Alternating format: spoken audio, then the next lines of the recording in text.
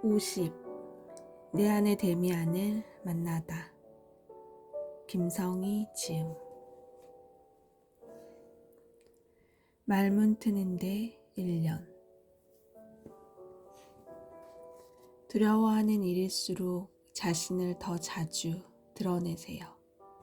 익숙하고 편안해집니다. 함께 공부를 시작한 사람들은 나이도 직업도 다양했다.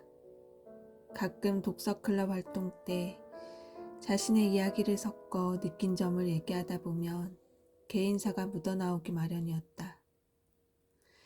같은 상황과 이야기를 두고도 각자의 경험을 더해 다양하고 독특한 방법으로 해석했다. 주부로서 예전에 했던 일에 빗대어 지금 하는 사업이나 가족사에 따라 해석이 달라지니 이런 재미로 독서클럽 활동을 하나 싶었다. 다른 공부는 주로 듣기만 하면 되는데 독서 모임은 조금 달랐다. 내 의견을 한 번은 얘기해야 하기에 책 내용과 내가 발표할 내용의 정리가 필요했다.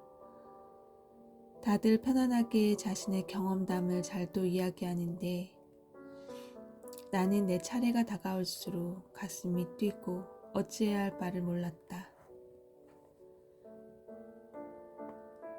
청중들 앞에 선 것도 아니고 홀로 있는 방에 명함 사진처럼 작게 보이는 사람들을 바라보며 몇 마디 하면 되는데 그게 말처럼 쉽지 않았다.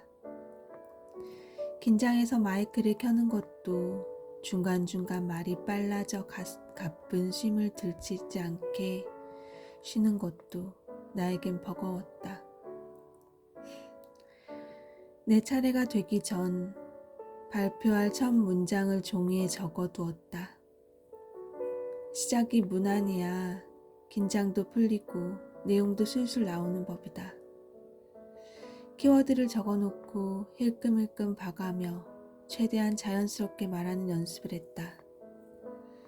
긴장한 탓에 나의 발표는 생각보다 빨리 끝났고 남의 이야기를 듣는 시간이 많았다. 확실히 말을 잘하는 사람들은 하는 일도 남 앞에 나서는 직업을 가진 사람들이 대부분이었다. 유익한 말도 많았지만 가끔 얘기가 너무 길어져 힘들기도 했다. 한참 주제를 벗어나 뜬금없는 이야기를 하거나 말 중간중간에 추임새가 많아 지루함을 느끼게 하는 등 다른 사람을 통해 내 말의 습관도 되돌아보게 되었다. 남 앞에서 내 얘기를 하는 건 언제나 긴장되는 일이다. 학교 생활이 끝나면 다시는 발표할 일이 없을 것 같았지만 전혀 그렇지 않았다. 오히려 더 섬세하고 세련된 발표 기술이 필요했다. 하다못해 상사 앞에서 1대1로 대면 보고를 할 때도 긴장되는 경우가 있는데 특히 그 사람의 성격이 까칠할 땐 보고를 기다리는 내내 긴장이 된다. 핵심부터 먼저 보고하면서 말의 속도도 적당히 유지해야 한다. 고른 숨을 자연스럽게 내쉬며 소리 없이 침도 삼키면서 말이다. 그에 비하면 줌에서 발표하는 일은 훨씬 수월하다. 할 말을 적은 종이를 나란히 두고 적당히 곁눈질하며 읽을 수도 있고 미세한 떨림까지는 전달되지 않으니 말이다. 그렇게 한 번, 두 번 경험이 쌓이자 조금 긴장도 줄었다. 내 기억으로 누가 시키지 않았는데도 스스로 질문을 하기 시작한 것이 거의 1년은 지났을 때부터였다. 채팅창에 글을 쓰는 것도 어색했던 내가 마이크를 켜고 목소리를 내기까지 남들보다 시간이 훨씬 오래 걸렸다. 사람들은 생각보다 남에게 관심이 없고 하고 나면 아무것도 아닌 일인데 나는 필요 이상으로 온갖 시선에 신경을 썼다. 줌 미팅을 하고 나면 항상 마지막엔 인증사진을 찍었다. 아이들이 손가락을 얼굴에 대고 V자를 하는 것처럼 중년의 우리는 우아하게 양 손바닥을 펼쳐 턱에 괴어 마치 피어나는 꽃을 연상시키는 포진을 취했다. 처음에는 우습고 어색했다가 나중에는 너무도 익숙하게 자세를 취했다. 누군가 하나, 둘, 셋 하면 화면 칸칸이 들어앉은 우리는 일제히 양손을 꽃받침처럼 활짝 펴고 세상에서 가장 아름다운 미소를 지었다.